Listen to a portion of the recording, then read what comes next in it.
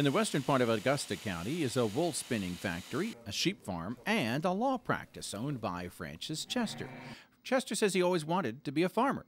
He started raising and selling vegetables in Long Island, New York when he was 10 years old. It was when he bought his first flock of sheep from Vermont that he found his true love and heritage. My uncle, who was born in Italy, together with my parents, they were born in Italy, he came to me and he said, "Francis, did your dad ever tell you your background?" And I said, "No, he never talked much about Italy." He said, "Well, let me tell you something. Your family have been shepherds for centuries." Chester is also a constitutional lawyer who earned his degree despite his agricultural roots. He credits his father with advising him to have a backup plan for his life when he finished college, since farming can be a very precarious business. So I decided I'll take his advice. So I made a deal with him. I said, "Dad, I'm going to apply to one law school." That was St. John's, because it was on Long Island. I said, "If I get it, I go. If I don't, forget it." And when I got my acceptance letter, I'll never forget it. I threw it up in the air and I said, "My life is finished." So I went on and became a lawyer too.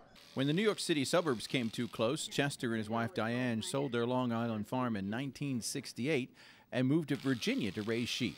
And he put his law degree to work both to finance his wool operations and help local farmers who were losing their land to foreclosures in the 1980s. I look back on the days when I first became an attorney, not knowing what I was going to have.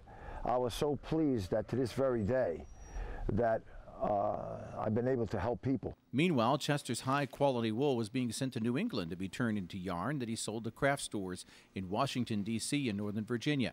But in the early 1980s, the wool mills were closing and production was shifting overseas. So he bought a mill himself and moved it to Virginia. I says, "I'm certainly not going to send my wool to China to get it done." So I said to Diane, "I think I'm going to buy a wool mill." She says, "You're crazy." I went to the banks. They told me I was insane.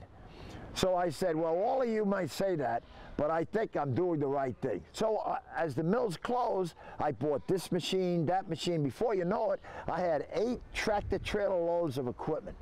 I brought it down, got an expert to come down to teach us how to put it together and how to run it.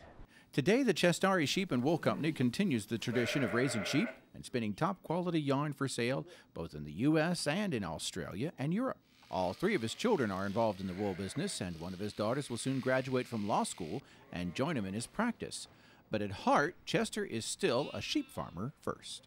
We need more wool sheep, and we need more of it. And I really feel that Virginia is a perfect place for this. I absolutely love what I'm doing. That's my first love. If you'd like to see how the wool mill works or learn more about the Cestari Sheep and Wool Company, go to their website, CestariSheep.com. In Augusta County, Virginia, I'm Norm Hyde.